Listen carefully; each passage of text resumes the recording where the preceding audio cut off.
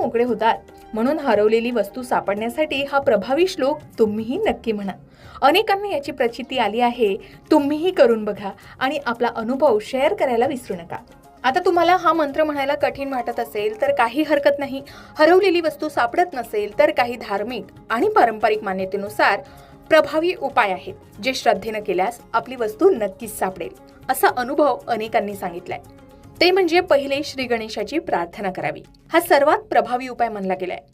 हरवलेली वस्तू शोधताना सर्वप्रथम गणपती बाप्पाचं स्मरण करावं. शांत बसून मनात ओम गण गणपते नमः या मंत्राचा 21 किंवा 108 वेळा जप करावा.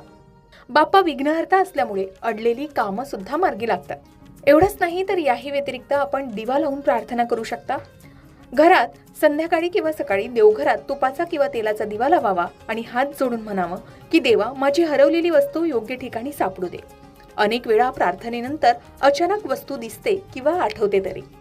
याचबरोबर आपण हरवलेल्या वस्तूसाठी मंगळवारी किंवा शनिवारी एक प्रभावी उपाय करू शकता. तो म्हणजे हनुमान चालिसाचं पठण किंवा मंत्रपठण.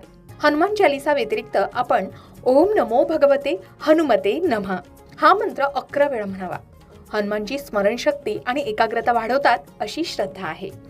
याही व्यतिरिक्त तुम्ही तुळशी समोर विनंती करू शकता की हे तुळशी माता, माझी हरवलेली वस्तू सापडण्यास मार्ग दाखव, असे मनोभावे म्हणावे.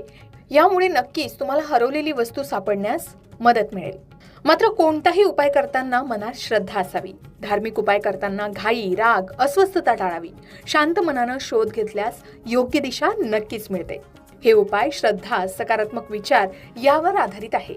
वस्तू सापडो न सापडो, पण मन शांत होतं आणि स्मरणशक्ती सुद्धा वाढते. मग तुम्ही हरवलेल्या वस्तूसाठी कोणते प्रभावी उपाय करता? कमेंट करून नक्की सांगा आणि तुमचे अनुभव शेअर करायला विसरू नका. अशाच प्रकारे सण, उत्सव, व्रतवैकल्य, उपासना, पूजाविधी या संबंधी